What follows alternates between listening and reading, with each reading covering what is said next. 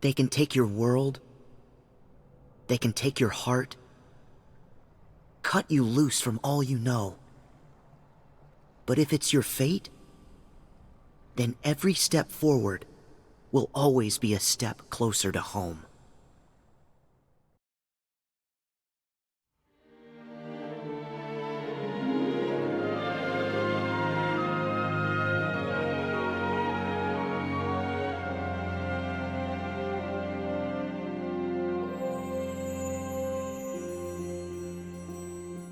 I have never, in the 25 years I've existed on this planet, been as excited for something as I was for Kingdom Hearts 3. I don't even know how to properly express it. Being a fan of Kingdom Hearts doesn't even begin to describe my connection to the series. I feel like I've lived this series, bled for it, grown with it. I'm not exaggerating when I say that I've been there from the beginning. I've been with this series since 2002. I've been with this series for 20 years. I'm 25 years old, which means that barring 5 years of my existence, Kingdom Hearts has always been there. I've had 20 years to play the games, listen to the music, think about the story, and cry. A lot. I pieced together the plot over time before it was so available, spent sleepless nights poring over Wikia pages to line the pieces up. I read and wrote a few fanfictions which will never see the light of day. I played Kingdom Hearts at least once a year, mostly the second one. It wouldn't be a stretch to say that the series makes up a large part of my identity, which isn't something I like to admit, but everyone has a blind spot. You can track my life through Kingdom Hearts releases. The innocent child playing through Kingdom Hearts, Chain of Memories and 2, the angsty preteen playing through 358 Days Over 2 and Birth by Sleep, the eager, confused teenager playing through Dream Drop Distance, waiting for Kingdom Hearts 3, and now the anxiety-ridden adult playing Kingdom Hearts 3. With each milestone, I gained another reason to love it. As a child, I was excited to see more of the Disney worlds. Roxas resonated so strongly with my preteen self that I thought about him practically every day. As a teenager, I dived headfirst into the bizarre lore, and as an adult, I'm able to identify themes I never knew were present. As the franchise has grown, changed, evolved, so too have my tastes broadened, morphed, transformed. Though the franchise won't end anytime soon, Kingdom Hearts 3 was the end of a story arc. Just as you can say it's the final act for a chapter in these characters' lives, it too marked the conclusion of a chapter in my life. For many, this was an unsatisfying conclusion to that chapter. I suppose controversy has never quite been foreign to Kingdom Hearts, but usually that disdain originated from external sources. For those unfamiliar with the series, it's sort of become the internet's punching bag. Not everyone has the patience to deal with Tetsuya Nomura. Can't say I blame them. But Kingdom Hearts 3 was one of the first times I saw such a massive gulf between the opinions of fans. Evidently, it was not what everyone wanted. Not even close. Often, even when I disagree with an opinion, I at least understand where it's coming from. We all have different perspectives. We don't all have to like or dislike something for the same reasons. I understand that a lot better now than I did when I was younger. Nevertheless, with Kingdom Hearts 3, I just don't get it. I do not and probably will never fully understand why so many fans were disappointed by it. Because when I raced up to GameStop that cold, snowy January day, blaring Face My Fears in the car stereo, praying that I wouldn't slide into a 15-car pileup, and finally plop that disc into my PS4, I was out of commission for several days. When I emerged from that binge, my face was red from tears, and my heart had never been more full.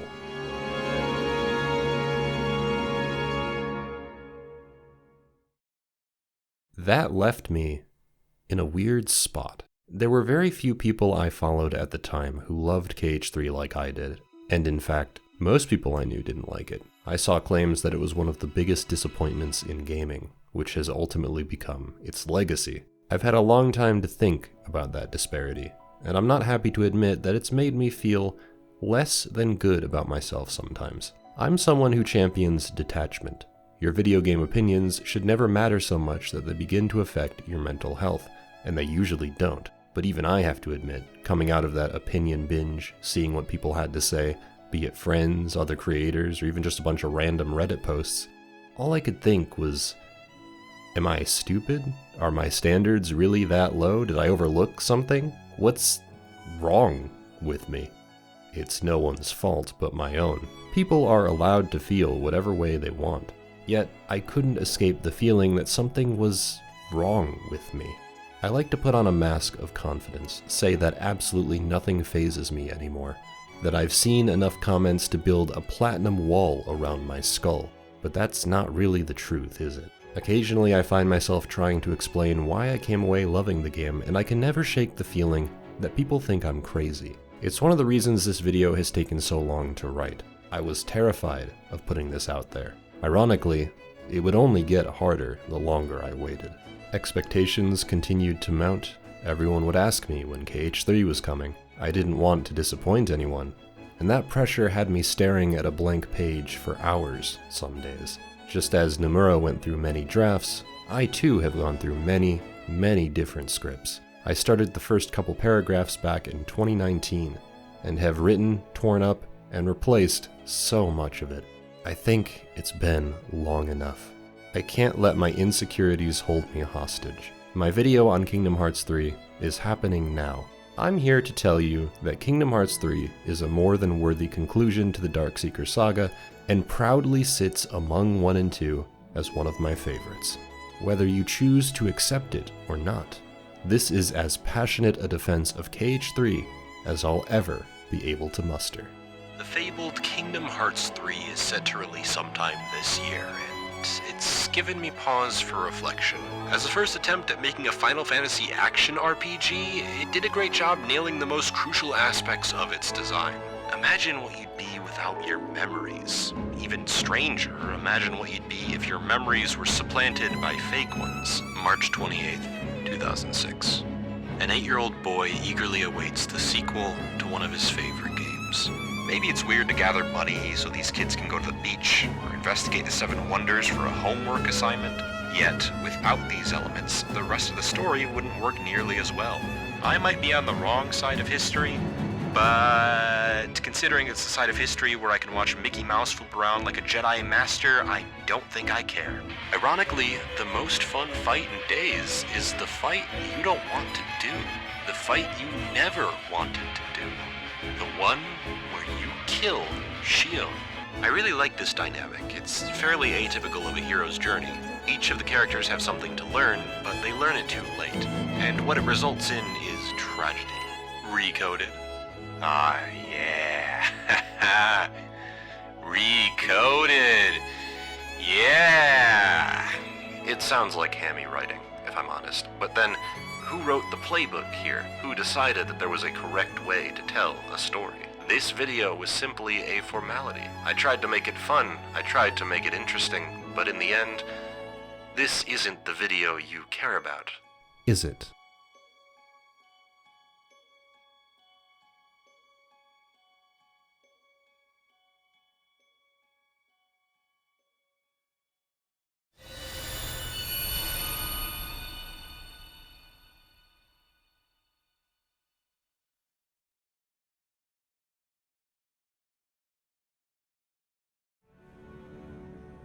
May my heart be my guiding key.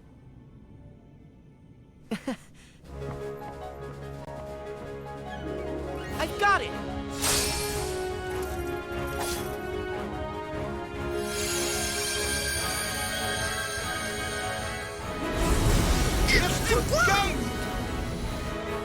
All right!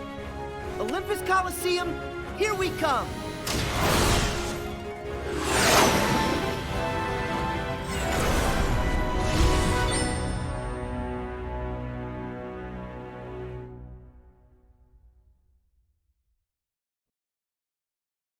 Half of Kingdom Hearts' essence is found within its Disney content. The crossover appeal was what initially drew me in. However, I'll be the first to admit that its implementation can be fairly hit or miss. Spin-offs like Chain of Memories, Days, Recoded, and Union Cross tend to rip Disney worlds from the numbered titles wholesale. There might be one or two interesting shakeups, such as you being the villain in 358, but for the most part, it's just you doing the same plot you did in the more interesting game. I generally find that the Kingdom Hearts games lower on my totem pole treat their Disney integrations as somewhat of an afterthought. Kingdom Hearts 3 is on the top of mine in part because of the love and care put into its Disney side. Excluding Hercules, Pirates of the Caribbean, and Winnie the Pooh, we're dealing with entirely new properties. We get films like Tangled and Frozen, your more traditional Disney princess fare. We visit a Marvel property through Big Hero 6, and we finally get to step into the realm of Pixar, spending time in the worlds of Toy Story and Monsters, Inc., a dream I've had since the series began. A lot of work was poured into these worlds. Films like Tangled and Frozen have had many of their iconic scenes recreated nearly frame by frame. KH3 is able to do this because it's not only the best looking Kingdom Hearts by a country mile, it's also one of the best looking games I've ever played. They've done so much justice to the films they're adapting and brought us so close to them. It's startling to me how many scenes taken directly from the movies rival their quality, even for a live-action property like Pirates. We're a far cry from the PS2 Port Royal days, fond as I am of them. Sora, Donald, and Goofy have been given a delightful pirate-themed makeover, which they absolutely did not need to do. Feels as though every Disney World was this huge project, and more of a priority than they ever have been.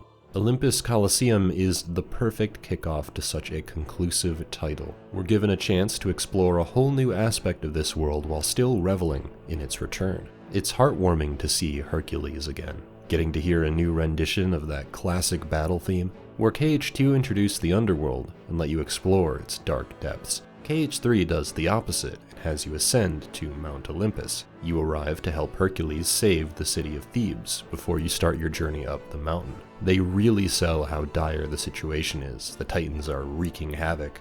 Amidst the blaze, you get to help citizens in need, demonstrating your might as true heroes. The scale of the world is unlike anything we've ever seen in this series before. You can look back as you climb Mount Olympus and marvel at the path you took to get up. Some of the world's secrets can only be found by diving off once you're at the highest point. There are many different winding paths up this mountain, each with a ton of chests and heartless battles lying in wait. You cap off the ascent with a fight against the Rock Titan, a real spectacle as you run up the cliffside, dodging the rocks it throws your way. A storm gradually sets in the farther you climb, as a fantastic multi-phase rendition of The Deep End plays, arranged by Yoshitaka Suzuki.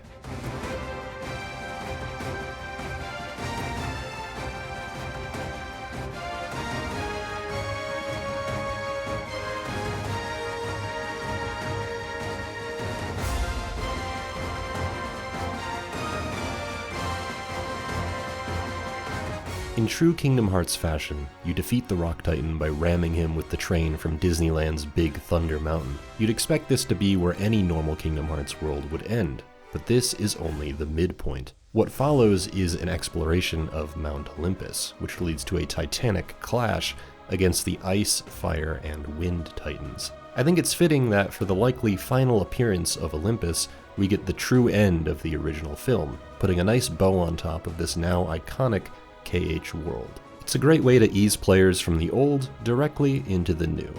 Toy Box utilizes its scale wonderfully. I love how it feels to be the size of a toy, for the surrounding structures to tower over you like skyscrapers. True to its name, Galaxy Toys is super fun to hang out in, with all of the stores you'd expect.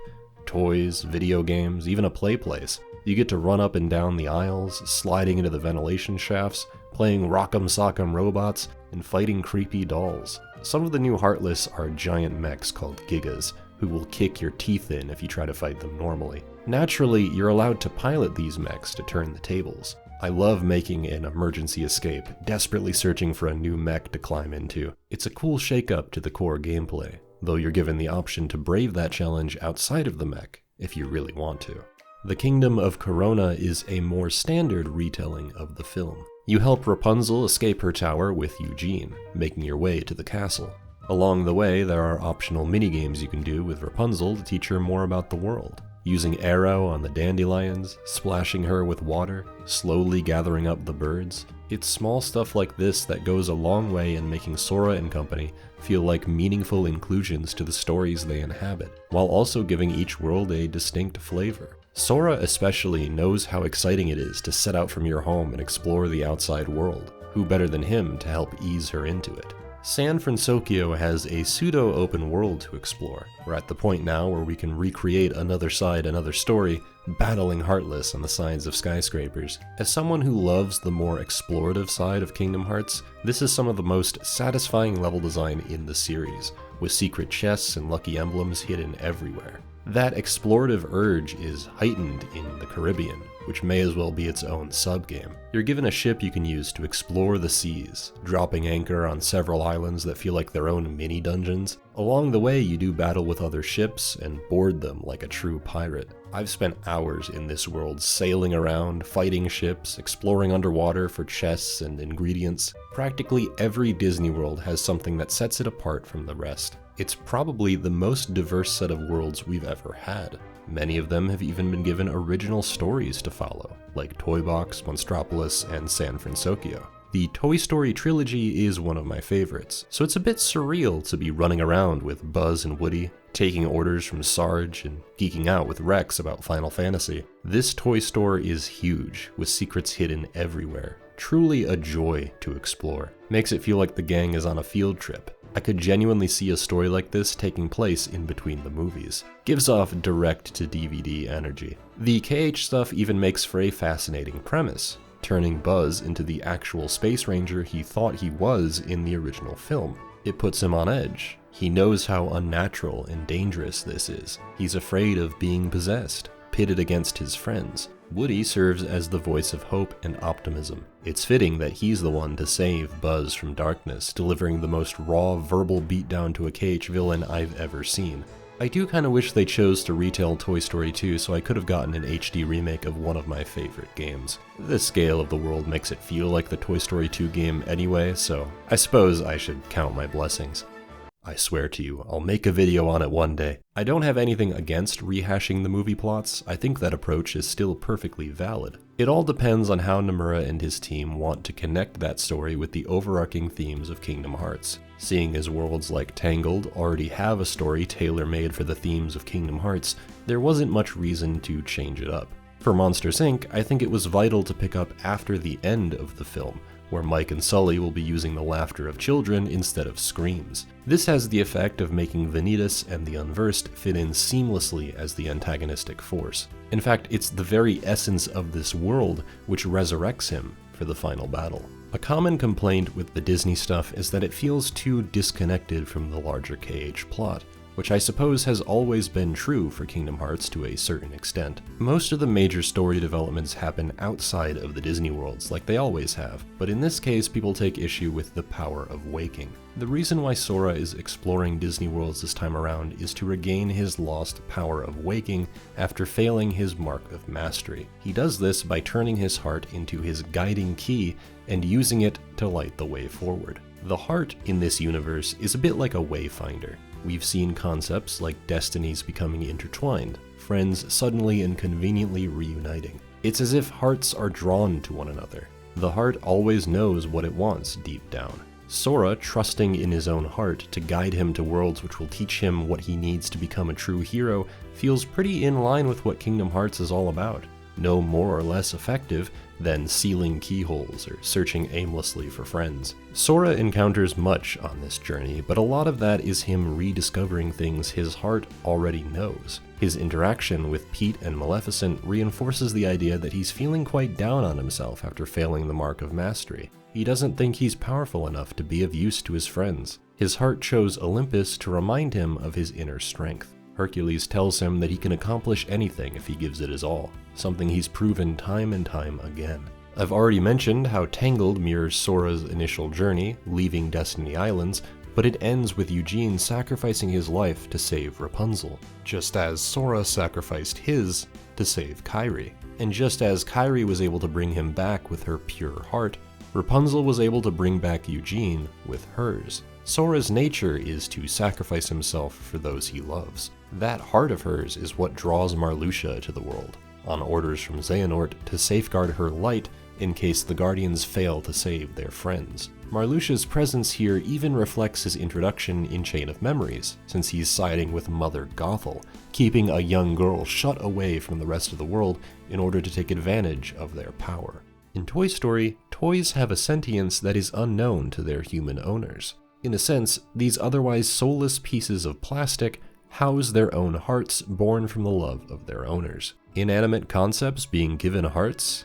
Now where have I heard that one before? Young Xehanort is here to study how to place hearts within any vessel of his choosing, knowledge he would eventually use to help complete the new organization. By separating Buzz from the people he cares about, he's able to exploit his insecurities and turn him to the darkness, concluding that it is the heart's true nature. Sora and Woody conclude, however, that once you forge that bond, no amount of separation will ever be enough to extinguish that connection. Whether you're stuck in the realm of darkness, lulled into an eternal slumber, or maybe you were never meant to exist at all, reunion is inevitable.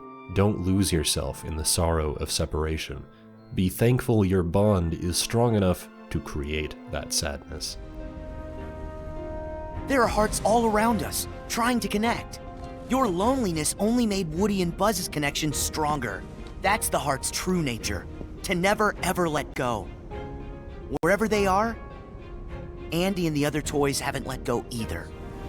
Xehanort, you're so caught up in finding the shadows, you forgot about the light that cast them.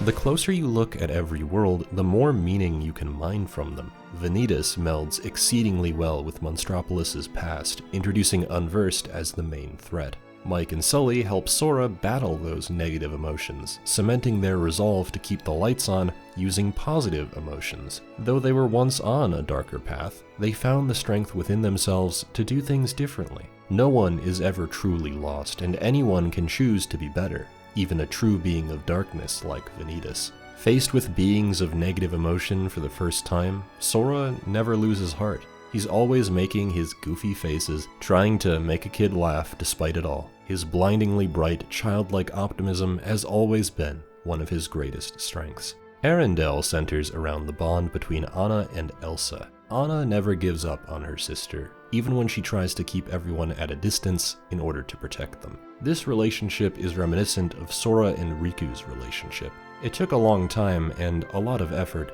but Sora was eventually able to find Riku and pull him out of that darkness. Riku never needed to feel ashamed or afraid of meeting Sora in KH2. Sora doesn't let anyone's past define them. By the time you reach the Caribbean and San Francisco, Sora is noticeably more confident. He's regained so much of his power that he's now taking the helm of his own pirate ship and teaching the members of Big Hero 6 more ways to use their powers. His journey across the Disney worlds taught him that his heart had always been strong. It's his drive to help people with all his heart, his confidence that everything will be okay no matter what happens, his adventurous spirit, stubborn refusal to give up, and his willingness to sacrifice himself to save those he cares about. That's what makes Sora truly powerful. The Disney worlds were able to make him realize that the power of waking, in both a literal and metaphorical sense, had been there all along. In the same way that the worlds in the first game facilitated a hero's journey,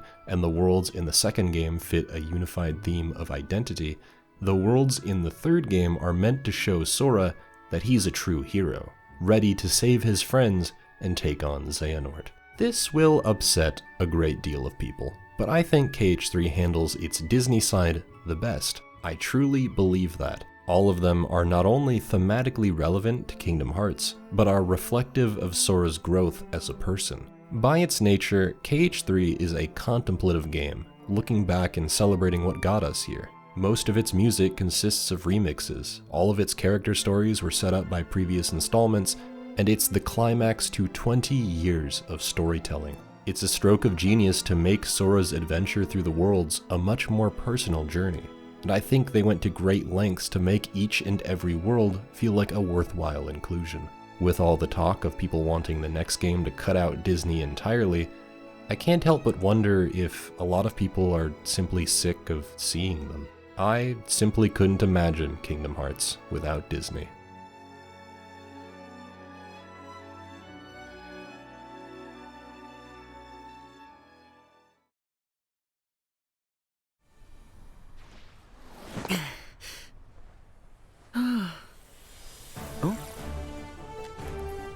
Thanks, Sora. That should be enough data. And I think you sparked some new ideas.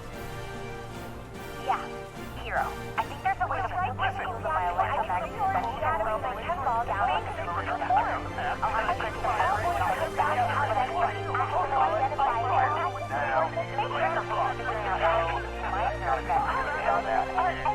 Hey, are you listening? Kingdom Hearts 2 Final Mix has been lauded as one of the best action RPGs out there, including by yours truly, and it is. It completely deserves to be considered as such. It's a wonderful game, but often it feels like it has grown into a monolith of discourse about what's right or wrong to do in a KH game. In my opinion, severely limiting what a new game is allowed to pursue.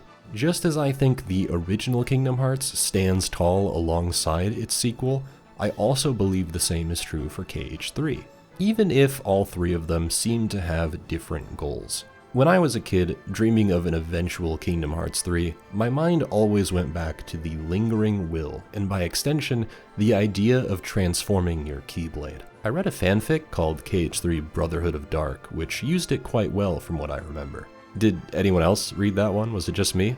Anyway, KH3 having Keyblade transformations is like a dream come true. The Keyblade system was pretty straightforward in previous games. You get a neat little upgrade after each story event or unlockable boss fight, with a visual overhaul and some stat increases. With a few exceptions, you essentially never had any reason to use an earlier Keyblade, as they're almost always weaker. In KH3, you're encouraged to use any Keyblade you want, since they're all more or less acquired on equal footing, and offer substantial gameplay changes akin to drive forms or command styles. In fact, they're an intelligent fusion of those two mechanics, providing the ultimate form change system. Every Keyblade has a transformation path you can enter by performing combos with it. The Kingdom Key will eventually prompt you to enter second form by pressing the triangle button, which you can do at any time. Doing so will alter your base combos similar to a command form. From there, you can either perform a finisher or continue down the path for another form change. Since you can switch between 3 equipped Keyblades during battle, and it will store your current form change, battles feel more fluid than ever. 1 minute you're using Happy Gear, drilling through the floor or whipping around your little yo-yos. Then, mid-combo, you can swap over to a form change you stored earlier for Favorite Deputy, smashing your hammer into the ground. The visual effects for these transformations are feasts for the eyes. It has never felt better to decimate Heartless. In terms of game flow and function, I prefer the form changes to the drive forms. They're themed to each Disney world, giving you a tangible memento of your time spent there, and have a variety of effects on your base moves that you can chain together. Double arrow guns allows you to shoot from a distance, but you can also weave in your magic to shoot all of them out as projectiles, which hit more often. If you pull out the drill, your magic will come out in a circle around you much quicker, like fire did in KH2. Dodging with Ever After will create after images which provide extra ranged attacks. The counter shield is not especially useful in traditional combat, but if you counter a few attacks with a critical counter thrown in for good measure, you can fire back with devastating damage. It's very satisfying to pick a set of 3 Keyblades and make the most of their form changes. Given that you also have a bunch of magic, summons, shot locks, and flow motion returning, this is the most variety a Kingdom Hearts game has ever offered, and it makes repeat playthroughs on critical mode really fun. I thought it was great even on launch day, so obviously the relatively low difficulty never bothered me too much. You have so many ways to fight that it rarely feels boring. I've seen almost everyone complain about attraction flow, and I don't think I'll ever get it. They're cute little minigames based on Disneyland rides, asking you to time your button presses, juggle enemies in the air, or even something as simple as rock your boat back and forth. My favorite is the raft attraction, where you have to create a water trail that will trap Heartless, letting you ram into them with your raft on a return trip. I think it's cool that the Disneyland rides were turned into a core mechanic. It makes it feel more Disney than ever. As someone who's primarily into the KH gameplay for the satisfaction of blowing away Heartless, these minigames are perfect. I also find that they do show up when it makes sense, like riding the raft to put out fires in Monsters Inc., or riding the teacups in tighter enclosed spaces with walls to bounce off. I love that every Keyblade has a unique shot lock attack, some that can even be used to restore HP. I love that water can be used both offensively and defensively, like a stricter version of Reflect. I love that flow motion is still fun to use, but feels less like a crutch now that it's much more limited. There are so many little things about KH3 that make it feel like a proper return as a numbered title. The handheld games were pretty alright for what they were, but none of them felt this fun. None of them allowed you to do quite this much, and it's refreshing for the series to leap back onto the console scene, feeling this good to play with so many options at your disposal. Every world you visit, you're constantly unlocking more. A new Keyblade, a new summon, more magic, and by the end, you've built an outstanding arsenal of wacky attacks. To pair well with the gorgeous new graphical leap, and to fit the climax of a decades-long story arc, we're now taking on bigger threats than ever before. You tango with a huge tree monster while you climb the iconic tower from Tangled. You fight a giant UFO in a play place with blocks shooting across the arena.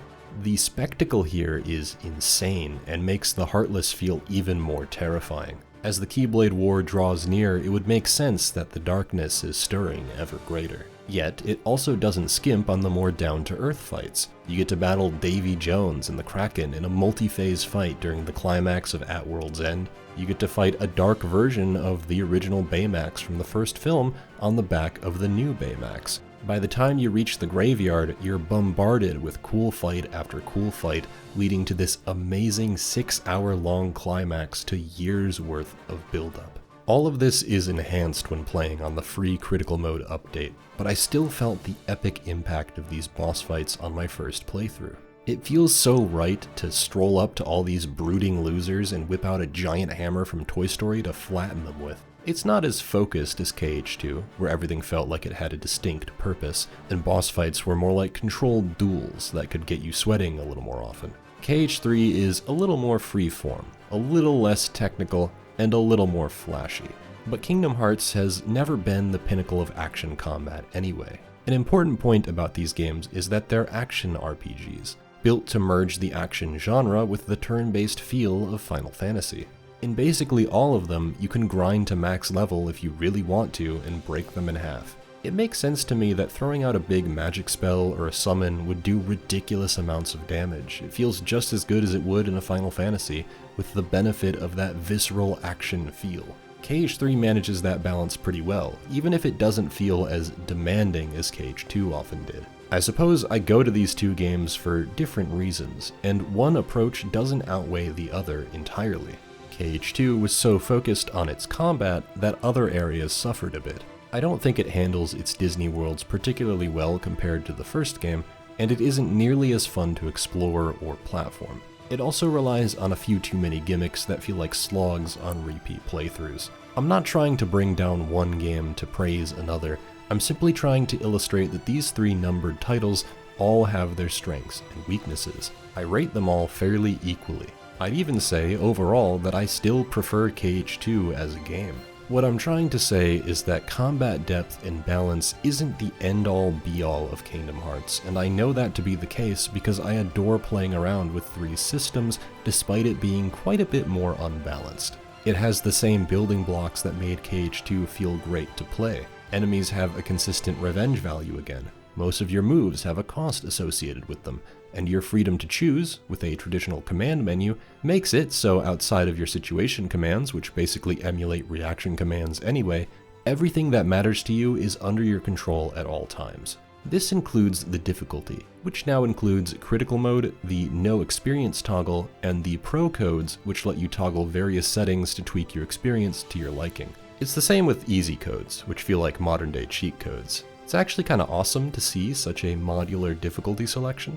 You can have your HP and MP drain at a constant rate during battle. You can set your defense value to 0. You can turn off attractions, form changes, shot locks, summons. On the flip side, easy codes let you auto-block attacks, one-shot weaker enemies, regen your resources automatically, equip abilities without the need for AP. What I love about this dichotomy is that I can genuinely see myself using options from both sides of the aisle here. Obviously, it's kinda cool to have an option to turn off summons or shot locks, forcing me into a particular playstyle that I'd have to create for myself in previous games.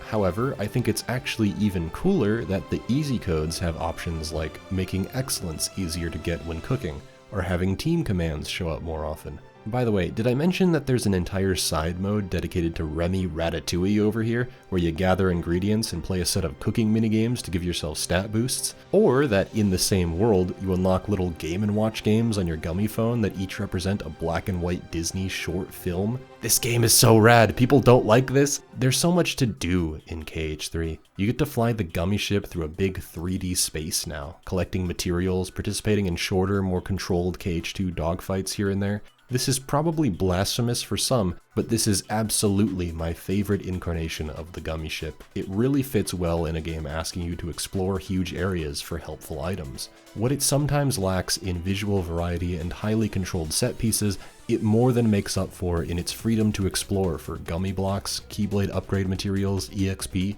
and even secret boss fights. It gives you more of a reason to invest your time into building your gummy ship. You'll be making progress towards unlocking the Ultima Keyblade, upgrading your other Keyblades, and eventually fighting the Schwarzgeist from Einhander, fit with a banger remix of Thermosphere by Kenichiro Fukui.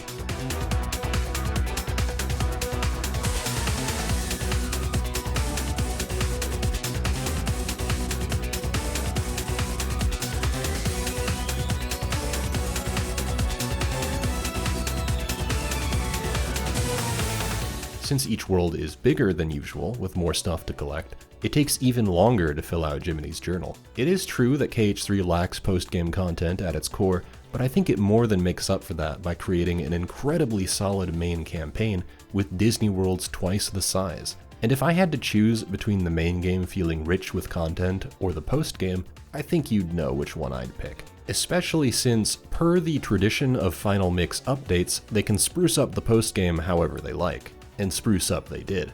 The data organization is likely the hardest set of bosses the series has ever had. Well, the hardest set of fair bosses, anyway. The Lingering Will might outclass some of them individually, but I think when you compare this set of bosses to the data org in KH2, they come out on top in terms of overall challenge. These fights are excellent tests of your reaction speed, with some truly insane attacks. I remember when I first fought Dark Riku, got to his DM, and thought to myself, oh no. I'm unstoppable! Later! One more! Later! Come on, Sora. I thought you were stronger than that. This is truly the pinnacle of what KH3 combat can achieve when it wants to. Young Xehanort has his best fight here, teleporting across the screen, whipping his Keyblade at you, using his time manipulation in a way that doesn't annoy me, and fits with the fast pacing of the fight. A well-timed critical counter can actually knock him straight out of his time stop, and since he always ends the fight with one, that final hit is always a nail-biter. Luxord is a little easier than the rest, but it's certainly a far more interesting fight than his KH2 battle. Figuring the game out involves breaking his cards to make his hide-and-seek easier, allowing you to fit in more punishes before your time gauge runs out. To do this, you have to use the correct type of magic and block them with the right timing. He likes to fake you out too, with varying speeds and card formations. What's cool though is that this only makes his minigame easier to complete. There will be less cards on the ground while you're trying to keep track of him, but even if there are more cards on the ground, technically nothing is stopping you from braving that challenge. It truly feels like a game you two are playing, and it always ends with a frantic round of hide-and-seek at the very end. Xigbar changes the shape of the arena to better suit his long-range capabilities. His fight is focused on blocking his shots back at him to leave him open for a counterattack. I haven't talked much about it, but Air Step is very useful here. A new move in Sora's arsenal which lets him warp straight to bosses for a faster punish. You tend to use it most in these data battles where the window to attack is much shorter. For the most part, Xigbar dictates the pace of the battle, with the return of his tiny platform dance party, and even a cute face-off minigame. I could go on for hours. I love every single fight. Saïx and Dark Riku veer a little bit into BS territory sometimes, but they're all so well designed that it hardly matters. Marluxia has a sick Doom counter phase where he summons a giant skull. Xemnas forces you to contend with his laser dome through actual gameplay, weaving together your blocks and dodges. Xion can reduce your max HP by hitting you. They're awesome. Every fight is awesome. They might be mentally draining on critical, but they're so cool, and they all have really, really good remixes, especially the Luxord 13th Struggle by Yuki Komiyami. Oh my god, that one is good.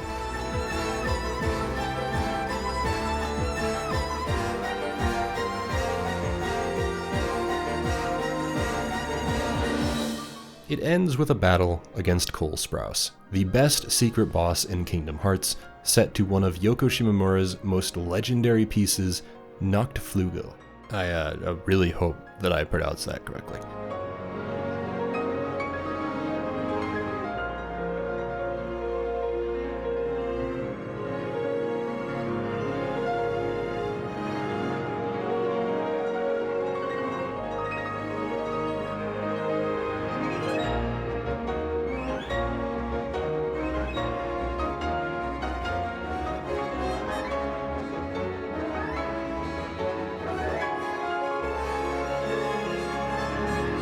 This is everything that made the Lingering Will fantastic cranked to the max. It will test your resolve as a human being, and I am so interested to learn more about this character. Kingdom Hearts 3 may not feel exactly like 1 or 2, but neither does 2 feel entirely like 1 to begin with. 3 did exactly what I wanted as a sequel mechanically, and crafted an experience I can only get by playing it. That's all I could ever ask. Checkmate. And so darkness prevails, and light expires. You need a new strategy. My move, isn't it?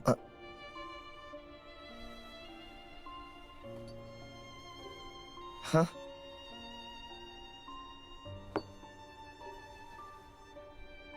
It's not over.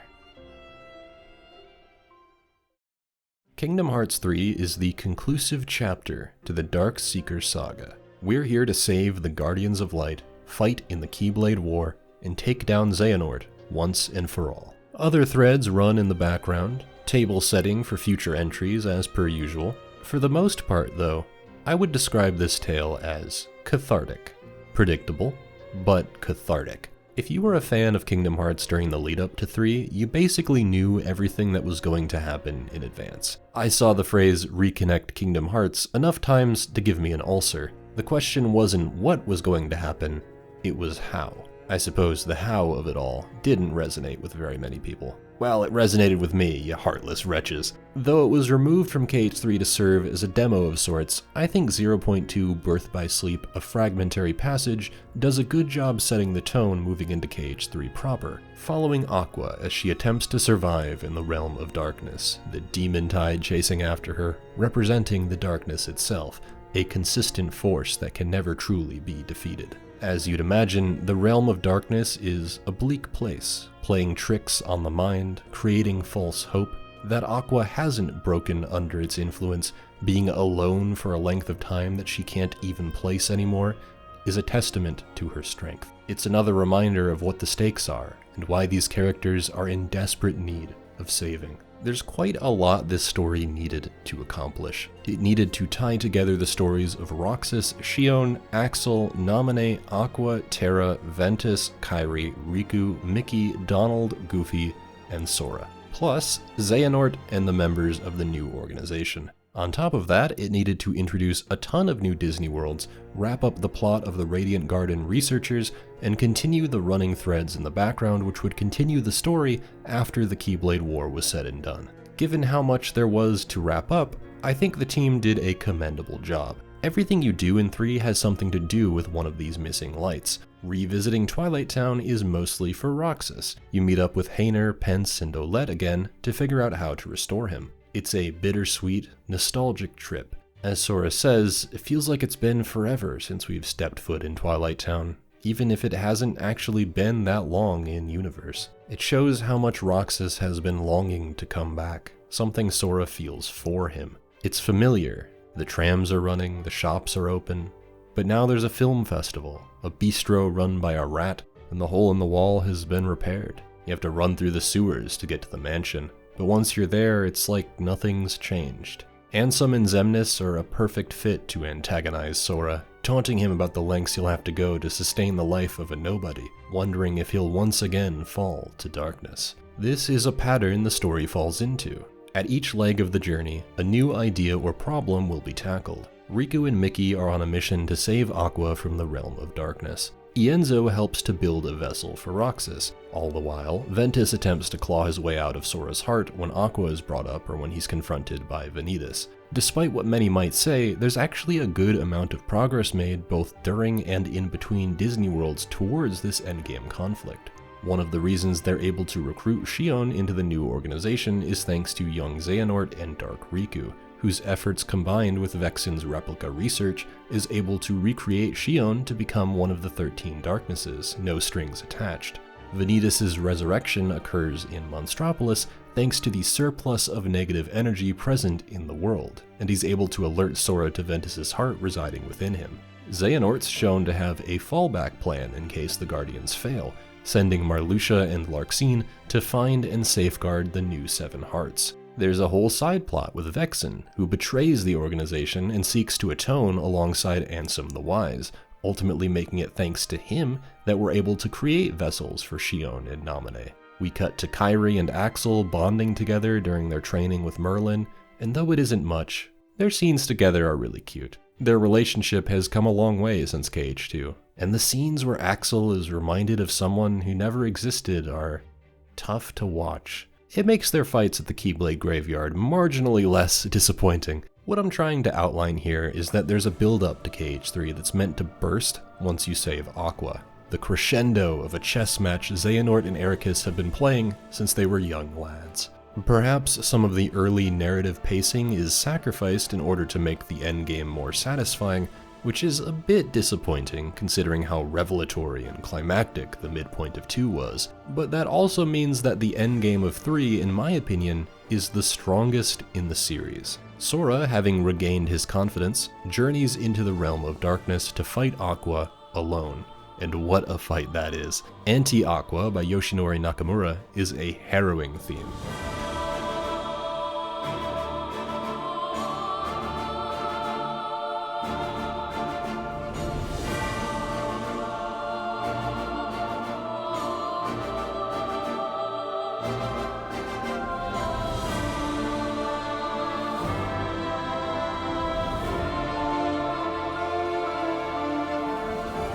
She's lost the battle against her insecurities. All of her negative emotions have bubbled to the surface, her loneliness, her fear, her anger. She's become one with the mirror images she once fought against, fully embracing the darkness after an eternity spent with it being her only companion. It's heartbreaking to see Aqua like this, but it's also humbling. Not even the strongest of souls can brave the world's darkness on their own. Without the warmth of others, we lose ourselves. Our power is limited, and sometimes we need help. Sora, the blinding beacon of hope that he is, cuts through that despair and, with little help from Riku, saves her from that abyss. Her reaction waking up on the Destiny Islands is still hard to watch. It says a lot that, upon waking up, she still believes she's in the realm of darkness. That's how long she's been trapped. It's become her new reality. So when Sora and Riku assure her that she's finally in the realm of light, that she's home, the tears that fall down her face are gut-wrenching. The relief flowing into her is palpable. You can feel the muscles in her body release all of their tension. This is the payoff to a tragedy set up back on the PSP, one that we had been patiently awaiting for nearly a decade. Since everything is so backloaded, this event serves as the first domino, which sets off a chain reaction of payoffs. As soon as Aqua's safe, the next course of action is for her to go wake up Ventus, where we get to play as her in a short battle against Vanitas. Unfortunately, Vanitas gets the upper hand, showing even early on that Aqua still hasn't fully recovered from her experiences in the realm of darkness. When all hope seems lost, Sora is able to use the power of waking for the first time to summon Ventus. Watching him crash in to save Aqua was another fantastic moment, and it gives me chills watching them finally talk to each other after all this. Not through dreams or apparitions, they're both actually here. I'm trying my best not to rattle off a bunch of plot points, but I want you to understand where I'm coming from here. The climax of KH3 is so good. It's one of the best parts of the game, and it basically had to be.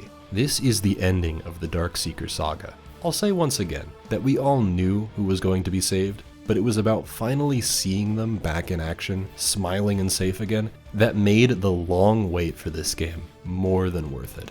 I revel in the smaller moments, like the Guardians assembling at Yensid's tower before journeying to the Keyblade graveyard, then remembering Axel after their brief bonding moment back in Radiant Garden.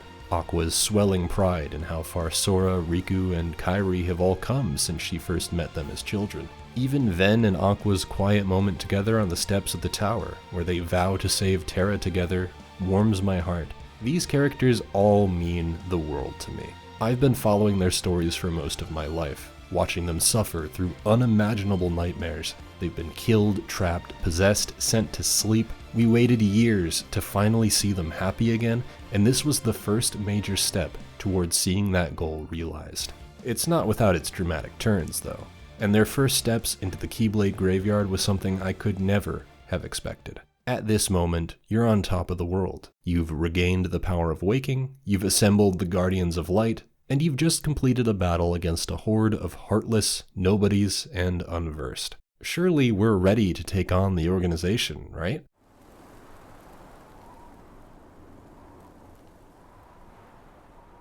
Terra! Ven! Terra! We found you!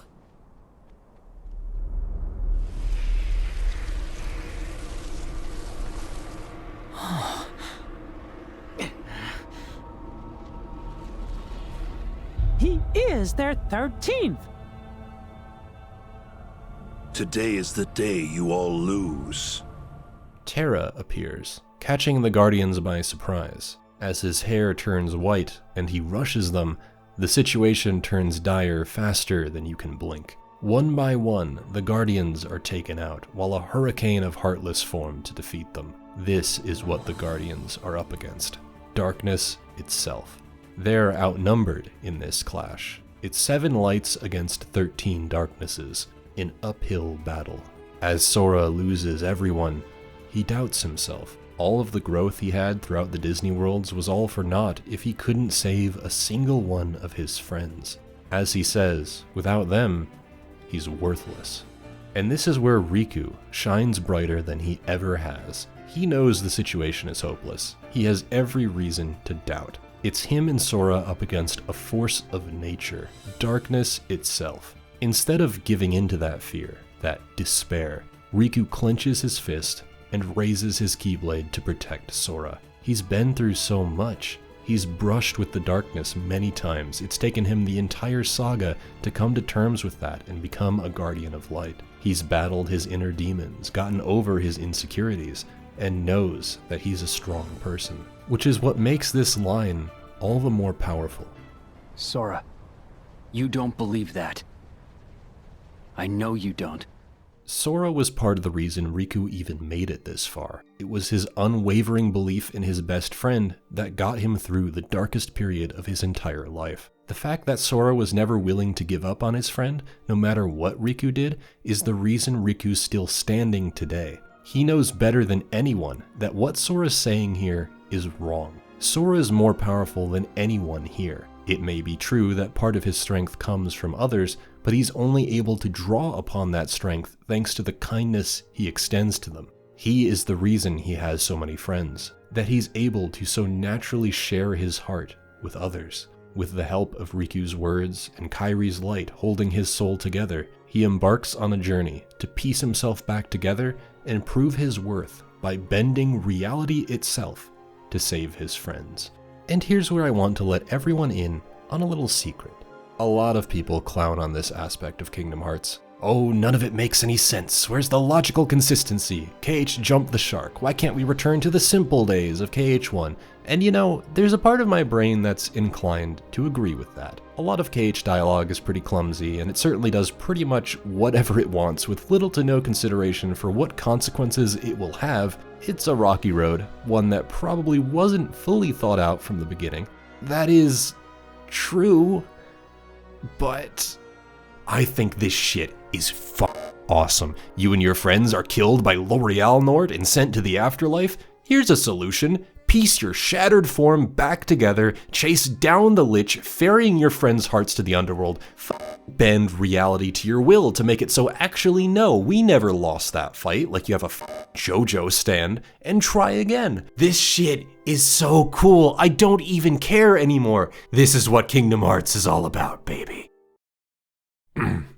Yeah, so I like this part of the game quite a bit. The final world is as picturesque and dreamlike as the Stations of Awakening, which as it turns out are one and the same. This do-over launches us into the next best part of the game, where you get to ride the Keyblades of the fallen wielders from Union Cross, spamming the triangle button to attack with their displayed usernames, using the power of the most dedicated players who have now been immortalized in KH canon. These players became the weights that tipped the scales in favor of light. They're the reason the Keyblade War was able to happen. Moments like this are what make video games so damn cool. Yen Sid finally gets up out of his chair and parts the Red Sea. You get battles with every member of the organization, teaming up with a friend or two to take on multiple at once, a true battle royale. Whenever you defeat an organization member, they get a dedicated cutscene with their final moments. The first couple battles are nothing groundbreaking. Sora makes peace with Marluxia and Larxene,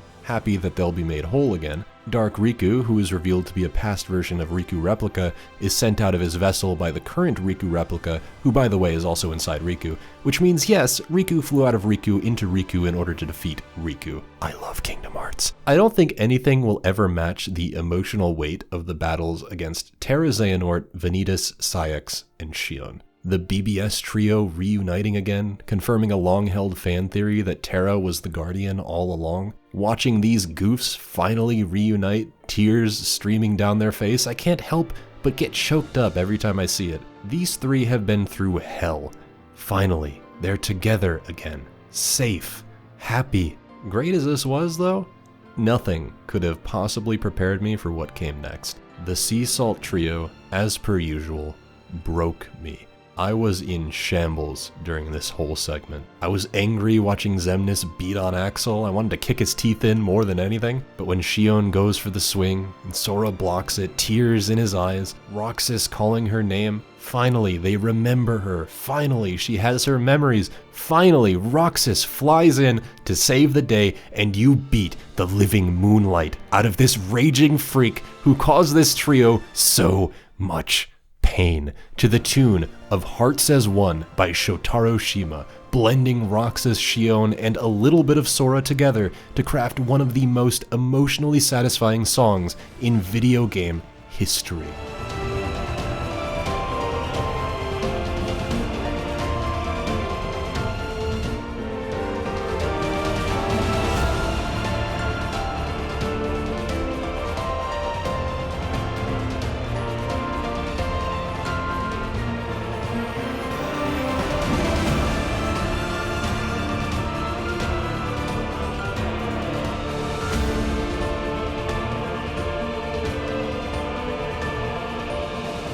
Roxas absolutely shreds through Saïx, which says to me that the fight was meant to be easy. They wanted Roxas to let it all out, and I don't blame them. Tears were flowing down my face once Xion started crying. Like them, I couldn't hold it in anymore. I don't think I realized just how special the Sea Salt trio were to me until this moment.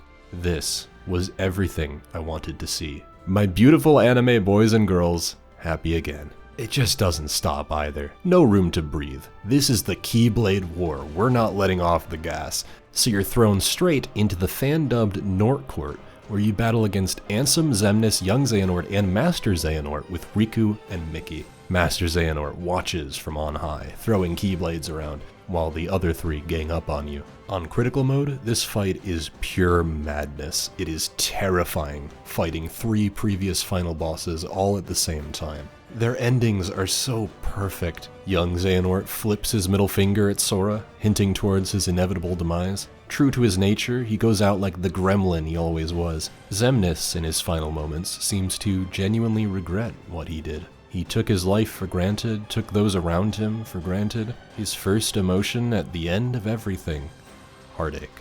Ansem's parting words might be the most satisfying of all, telling the party and the player by proxy to move on from him. He may have started everything, but this is where he finally bows out. What? It is time to move on, boy. There is more to seek. So go forth now and seek it.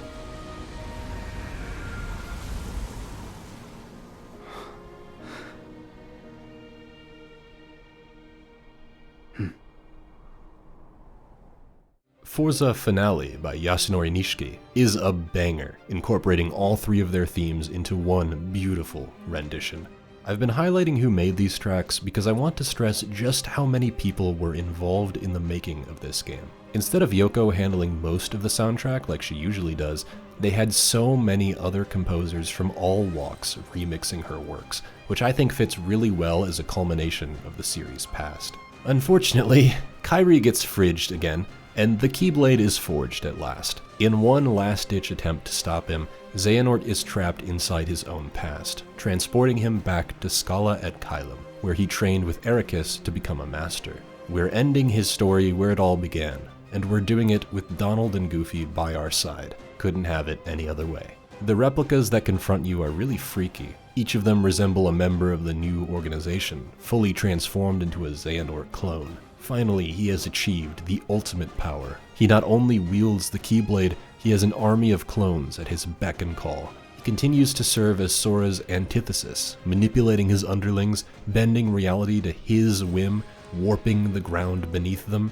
It is the perfect endgame spectacle I was expecting. Buildings are breaking, flying all over the place. Xehanort can choke slam you. They even throw in an underwater segment, the absolute madmen. It ends in the skies above, Kingdom Hearts towering over the destroyed city. Destati plays one last time.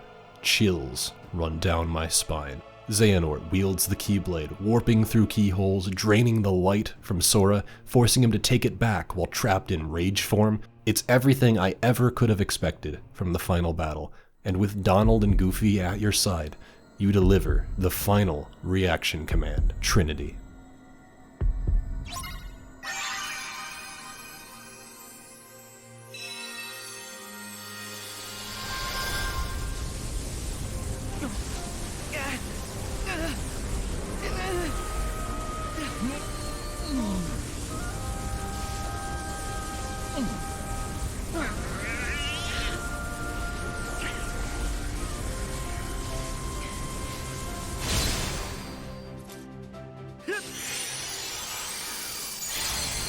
Dare I say it?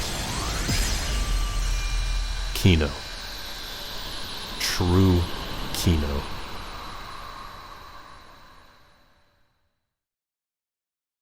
I'll be the first to admit that as much as I love this ending, as much as I love this game, it's still Kingdom Hearts, which means that I have my issues with it.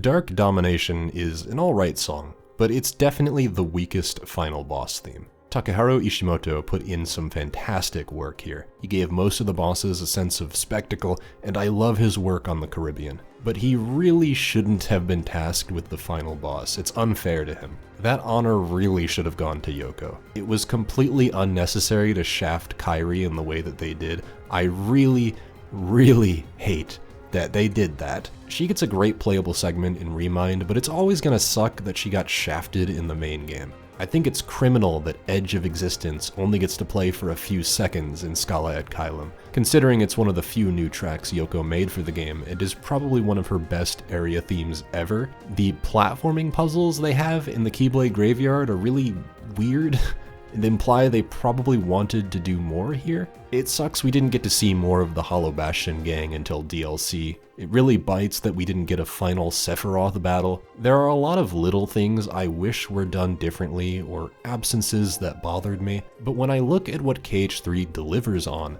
this explosive finale I could have dreamed up when I was 8 years old, all of those thoughts fade away. It might not have been literally everything I could have ever possibly imagined, but it was enough. More than enough.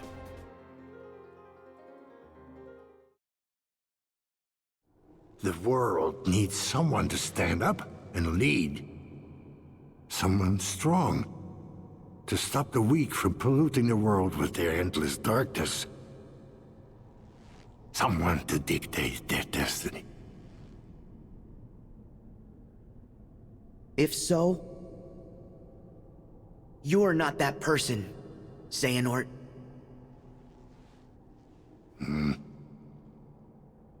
A real leader knows that destiny is beyond his control, and accepts that.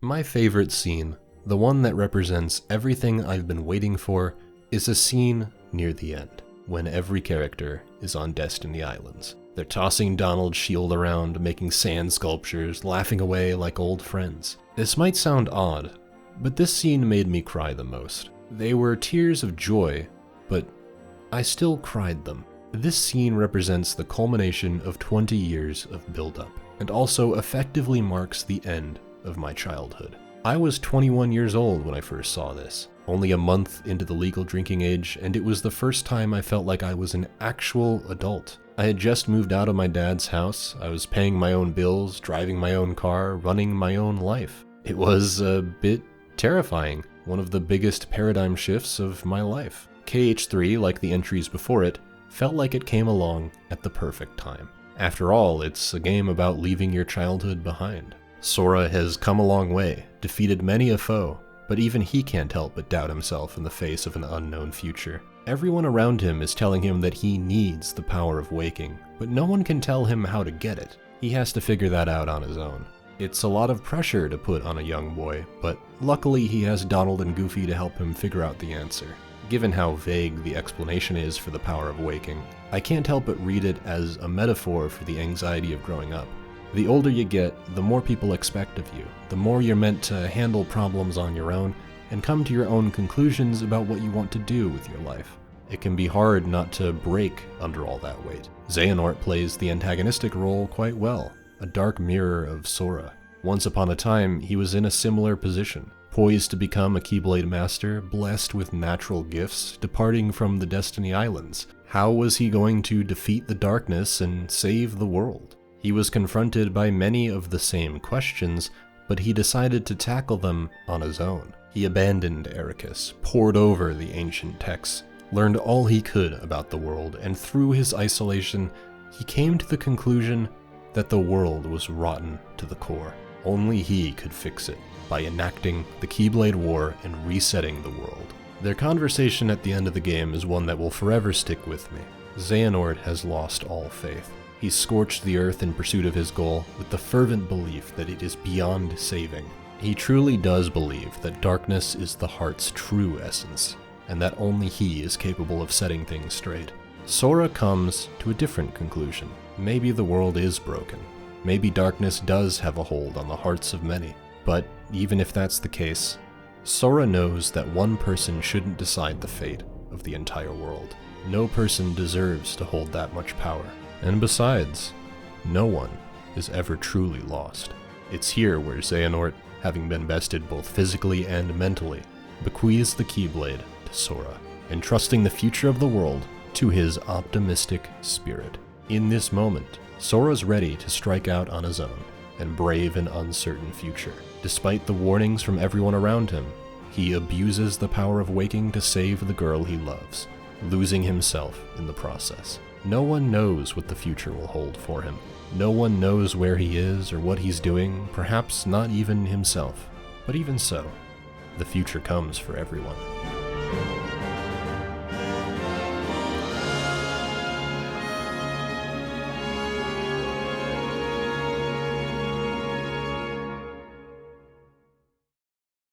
This was a formative moment for me. Playing the game was tough sometimes. I got to visit my childhood again, hang out with Sora and the gang, watch them beat up Heartless with Buzz and Woody, but with each hour I sunk, each world completed, I grew one step closer to leaving that childhood behind once and for all. At that point, I'd need to have my own answers. But hey, if Sora was able to do it, why can't I?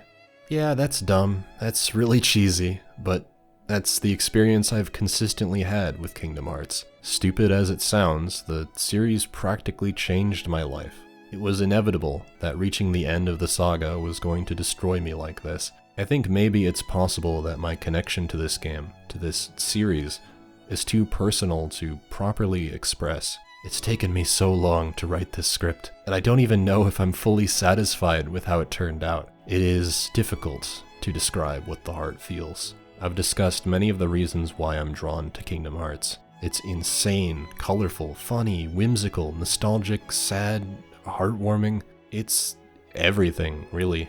But there's one thing that keeps me coming back. One aspect that I think it nails more than anything else. It's simple, really. Kingdom Hearts is fun. I mean that in every sense of the word. It's a fun memento of your childhood. It's fun to piece together the crazy lore. It's fun to run around on the back of Wreck-It Ralph. This series is fun incarnate. I almost always have a smile on my face, and KH3 might have been the most fun I've ever had playing any of these games. Brought me back to a simpler time. I'm living out a new chapter of my life now. 25 years old, still paying my bills, paving my own path through life. It's been a struggle, especially recently, but I know I can always go back to Kingdom Hearts to make me smile again. No matter the game, Tetsuya Nomura and his team are dedicated to making magical games which transport you back to your childhood. I don't know where I'd be without this stupid series. I hope it keeps going. I hope it eventually shows us what's in that black box. I hope I can theorize about it for the rest of my life. I hope it keeps going with this absurd unreality stuff it's setting up. I'll be on the ride until my dying breath. Kingdom Hearts has changed alongside all of us. It had growing pains, shifted its approach, adapted its philosophies, but no matter how much it's evolved, no matter how old it gets, no matter how old I get, it's comforting to know that it hasn't lost its heart.